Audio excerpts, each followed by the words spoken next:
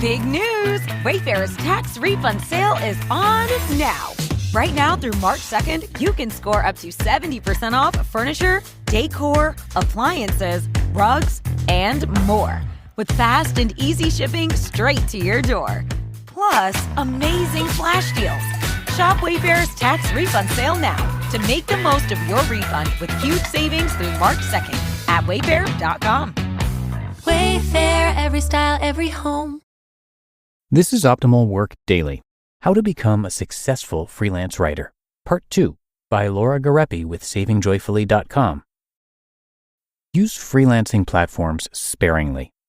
You may have heard of online freelancing platforms like Fiverr and Upwork. While they can be useful for finding gigs, I'm not a huge fan. That's because they take a cut of your earnings for the privilege of using their platform. In addition, the gigs available don't always pay the best. You can make and keep much more dough if you find clients on your own. However, accepting a few gigs this way can help you beef up your portfolio. Just be sure that you focus on getting work off of the platform as soon as possible. Consider job boards. Responding to job postings can work, but you've usually got a lot of competition going this route. Consider setting up job alert notifications on your favorite job boards. I know FlexJobs and Indeed both do this. Then only spend time applying to the opportunities that you really, really want. If you don't see exciting gigs posted, your time would be better spent creating content for your blog or growing your network. Leverage your connections. I'm a firm believer in building a business by forming and nurturing relationships. I've never been big on reaching out to people cold, though some people do really well with this. Now's the time where all of the interaction you've been doing on social media and other blogs can pay off. Don't be afraid to offer your services directly to the folks you have solid connections with. If they say no, they may know someone who will say yes. Don't hesitate to do this with current or former clients either. Let them know you really enjoy working with them and have additional bandwidth to take on more work. If they don't have anything for you right now, ask them for a referral to someone they know.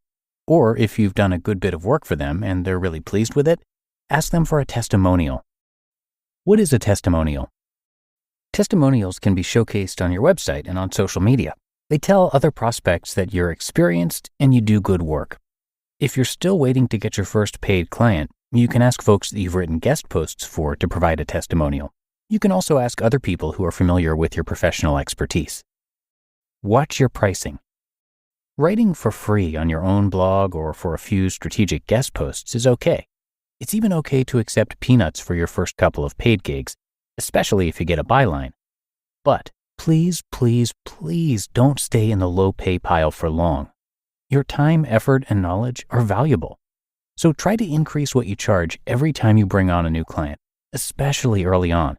And once you've been working with a satisfied client for a while, I do this at the 1-year mark, consider raising your rates with them too. Of course, they can say no, so be sure to think through how you'll respond if that happens. Personal preference? I like to charge per post rather than per word. For example, I may offer to write up to a 1,000-word blog post for $300. That guarantees me a minimum of 30 cents per word. If I write less, my per word rate goes up.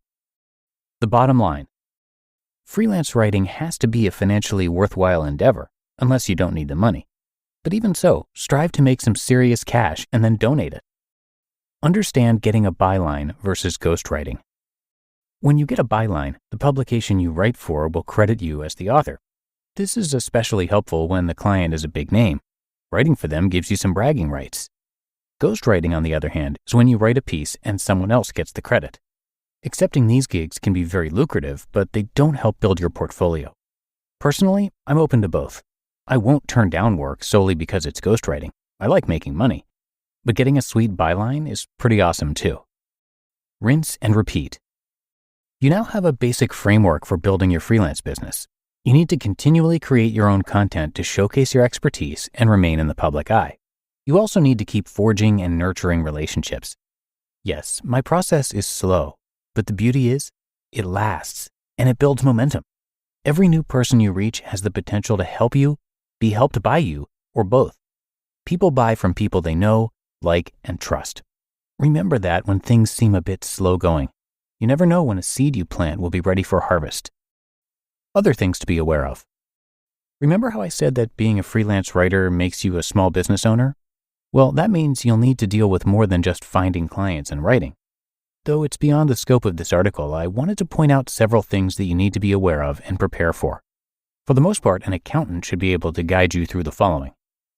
1. Federal taxes. Your clients aren't going to withhold taxes like your employer does. You'll need to save a portion of your earnings and send them to the IRS on a quarterly basis. 2. State and local taxes. Depending on where you live, you may need to remit a portion of your earnings to your state or local tax authority. 3. Registering your business and/or determining a business structure. You can operate as a sole proprietor forever, but there can be advantages to going a different route, like forming an LLC. 4. Business expenses. Tracking the money you invest in your business can really help you at tax time. Your website hosting fees, related training costs, and business cards are all examples of valid business expenses, and there are loads more, by the way. And 5.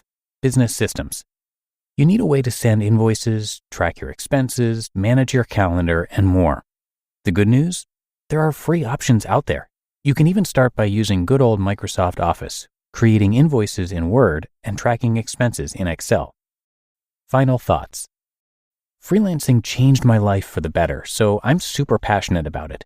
Everything you see online is written by someone, with an unfathomably large amount of new content being created by the minute.